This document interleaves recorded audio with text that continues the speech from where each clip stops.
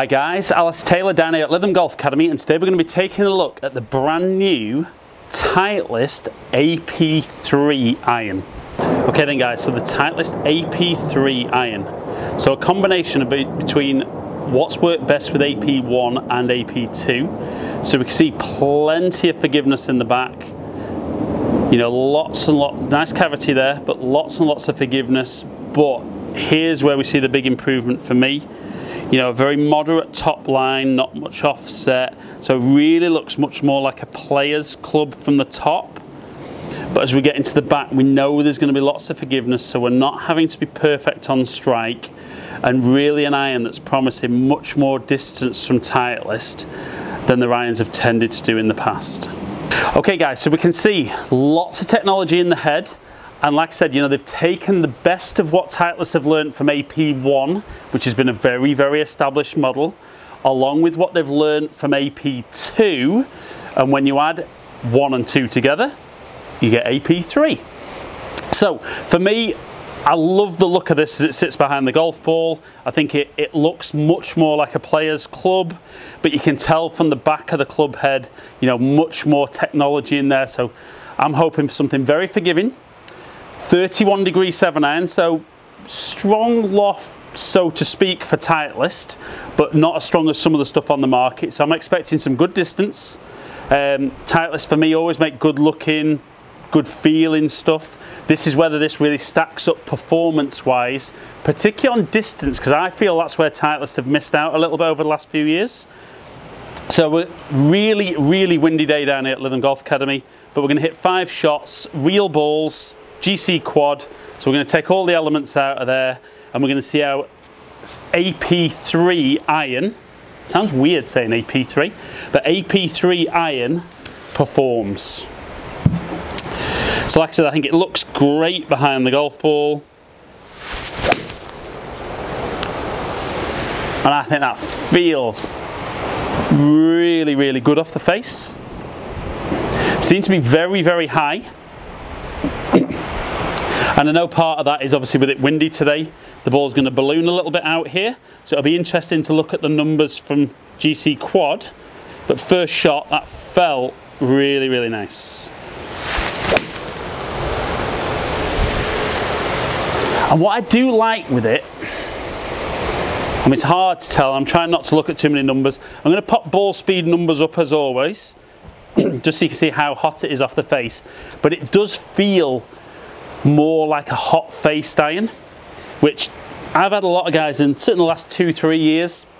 I've tried various manufacturers, and distance isn't the be all and end all, but it becomes a big talking point with golfers about I got fitted and I was hitting 7-iron X number of yards, and particularly for the guys who prefer the players looking club.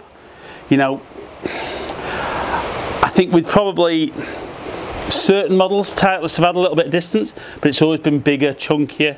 For me, this is a really good looking club. Still looks quite long from kind of toe to heel, but looks much more like a player's club, and yet seems initially to have some really good performance. Oh, that's lovely.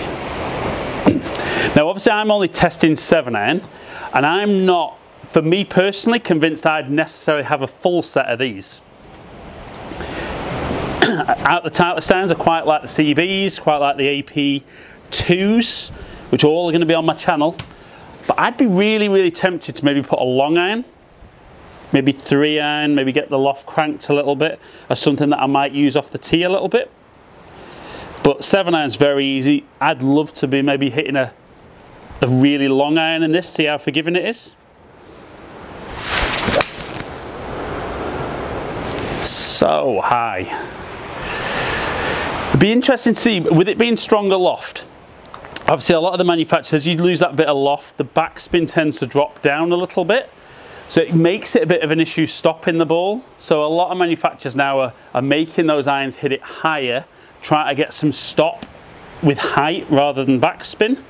But they do seem to kind of, particularly with the wind, kind of be ballooning just a little bit, so I would imagine there's decent spin on those as well. But one final one with AP3.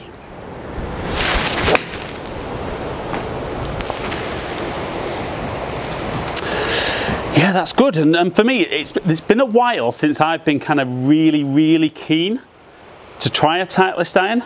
I think the sets over the last few years have been a small kind of evolvement from one to another, whereas this is something really new, and I love the idea of something Players Club but with a bit more kind of distance performance.